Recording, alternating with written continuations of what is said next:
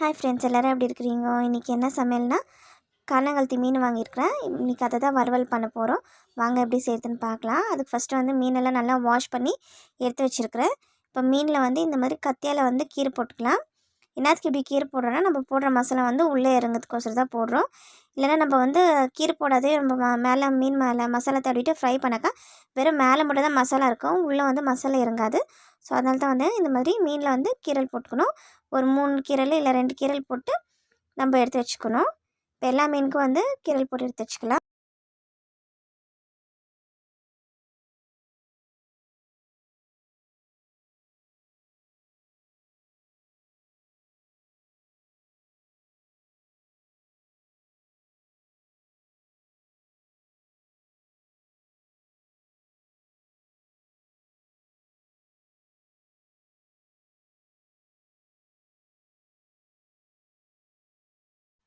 மீனுக்கு தேவையான மசாலா ரெடி பண்ணிக்கலாம். இப்போ வந்து 1 டேபிள் ஸ்பூன் வந்து மிளகாத்தூள் எடுத்துக்கலாம்.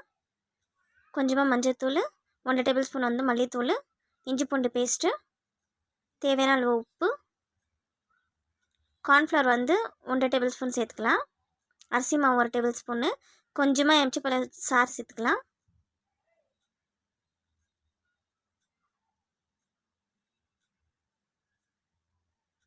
இப்போ எல்லாத்தையும் வந்து நல்லா மிக்ஸ் பண்ணிக்கலாம். கொஞ்சம் கொஞ்சமாக தண்ணி சேர்த்து நம்ம வந்து கெட்டியான பேஸ்ட்டுக்கு வந்து மிக்ஸ் பண்ணி எடுத்துக்கலாம்.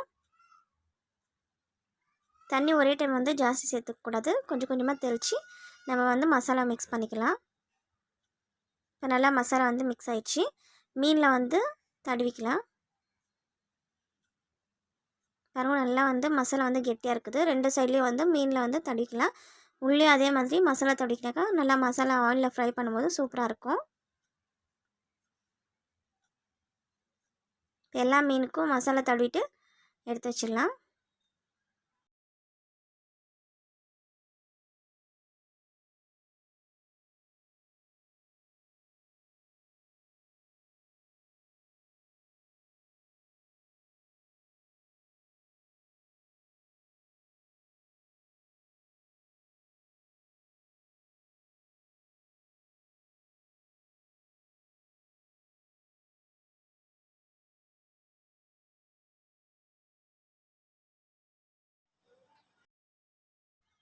மீனில் மசாலா தடவி ஒரு 1/2 மணி நேரம் நல்லா ஊற வச்சு எடுத்து வச்சுக்கிறேன். பாருங்கள், மீனில் நல்லா மசாலா வந்து ஒட்டியிருக்குது.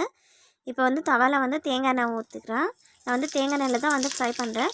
ரொம்ப சூப்பராக இருக்கும். மீன் வந்து ஃப்ரை பண்ணுறது தேங்காய் எண்ணெய் வந்து ஃப்ரை பண்ணாக்கா அவ்வளோ டேஸ்ட்டாக இருக்கும். தேங்காய் எண்ணெய் சூடானோடனே ஒரு கட்டு கறிப்பில் சேர்த்துக்கலாம். அதுமாரியே வந்து நம்ம மசாலா தடவி வச்சுக்கிற மீன் வந்து சேர்த்துக்கலாம்.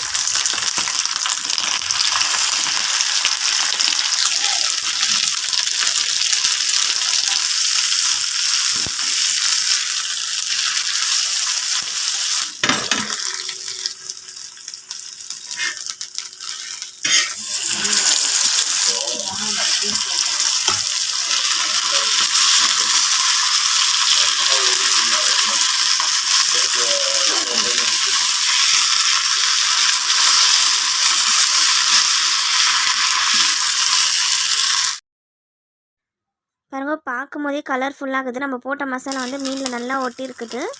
மீனை வந்து எடுத்துடலாம். சுவையான மீன் வறுவல் ரெடி ஆயிடுச்சு. இப்போ டேஸ்ட் பண்ணி பார்த்துடலாம்.